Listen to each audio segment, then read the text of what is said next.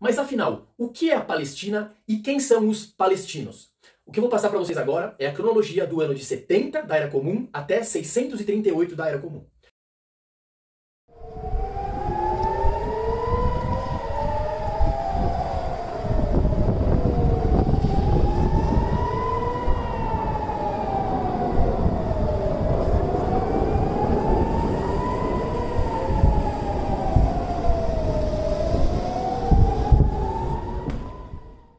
No ano 70, o general romano Titus, com sua tropa, cerca Jerusalém e a mantém sitiada por um tempo considerável, matando muitos judeus de fome. Após enfraquecer aquela população, invadem Jerusalém, matando os rebeldes que queriam independência do Império Romano. Ocorre a destruição do segundo templo e a expulsão de parte dos judeus que sobreviveram. Os romanos passam a chamar Israel de Palestina. Uma das teorias acerca da nomenclatura palestina é que tal nome deriva de filisteus, povo inimigo dos judeus que habitaram a região no passado, para que o novo nome não lembrasse de forma alguma o povo que ali vivia. Palestina teria sido o segundo nome escolhido pelos romanos para denominar aquele território. O primeiro nome teria sido Alitéia. É importante salientar que sequer se sabe se os filisteus eram árabes, pois há estudos e descobertas mais aceitas de que os filisteus eram oriundos da terra de Caftor, atual ilha de Creta. Nunca houve ou existiu na história um povo palestino, uma nação ou estado palestino, detentora ou formadora de um governo ou reinado palestino. E mesmo quando surge, o nome nada tem a ver com árabes ou com muçulmano, que só surge muito tempo depois. No ano de 312, o imperador Constantino decreta o catolicismo como a religião oficial do Império Romano. Depois vem o Império Bizantino e somente no ano de 610 surge o islamismo, com Maomé, que pregava ao povo na cidade de Meca, cuja fundação é atribuída aos descendentes de Ismael, filho de Abraão, que viveu no deserto de Parã e Arábia, ou seja, também nada a ver com o território da Palestina ou Israel, que obviamente não se situa na Península Arábica. Os muçulmanos só conquistaram Israel, ou Palestina, no ano de 638. E além disso, eles não eram palestinos, nem se intitulavam como tal, mas sim eram árabes da Península Arábica que conquistaram muitos territórios, formando um grande império.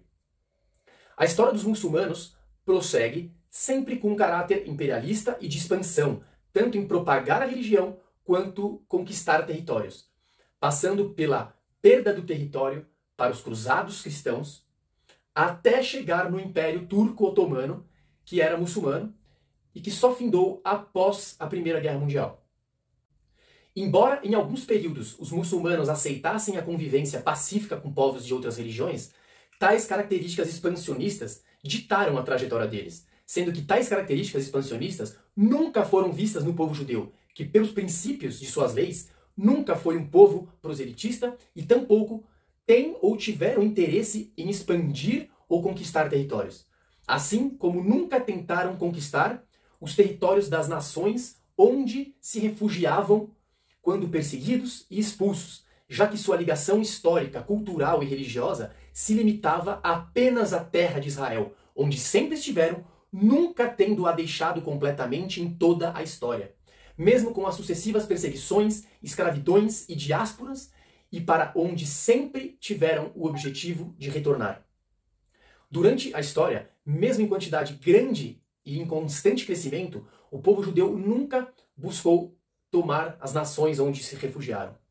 A população judaica em Portugal, no século XV, por exemplo, era imensa, e em momento algum tentaram conquistar referido país.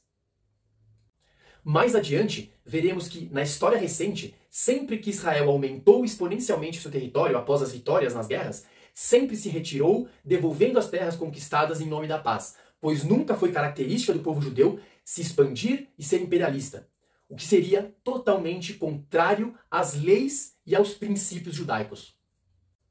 Os califados partiram de Meca, que fica dentro da Arábia. O Islã e o pan-arabismo são derivados dos mesmos ideais colonialistas e expansionistas.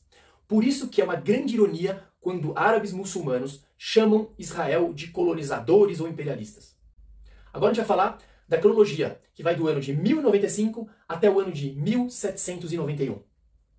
No ano 1095, inicia-se a primeira cruzada católica, a fim de reconquistar Jerusalém do controle muçulmano.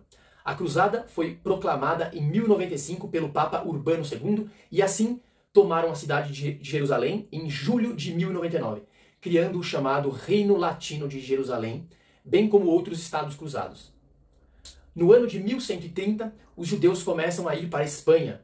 Surge o libelo de sangue, que era a matança de judeus em razão do mito espalhado que dizia que os judeus matavam crianças para usar o sangue para fazer matzá, que é um pão usado nos rituais religiosos judaicos.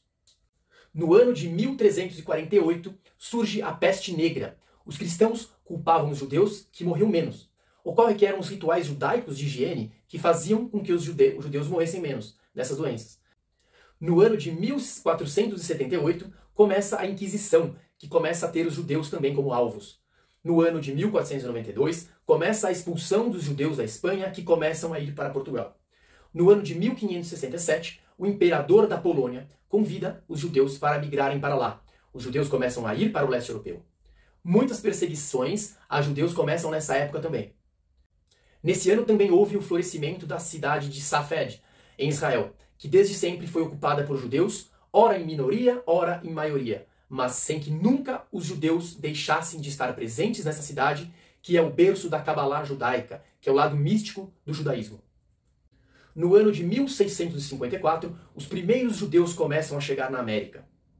No ano de 1791, os judeus começam a chegar na Rússia e o czar russo demarca áreas para os judeus morarem. Enquanto os judeus se espalham pelo mundo, a terra de Israel, depois chamada de Palestina pelos romanos, estavam nas mãos dos turcos otomanos, que sequer deram um nome para aquela região, que fazia parte do distrito de Damasco. Tamanho era o desinteresse por aquela área que ainda tinham judeus convivendo com outras religiões. No próximo vídeo, vamos ver como foi o primeiro grande retorno dos judeus para Israel em 1882, por causa das perseguições no leste europeu. O primeiro congresso sionista em 1897 e o segundo grande retorno de 1904 até 1914, quando então começa a Primeira Guerra Mundial. Não perca!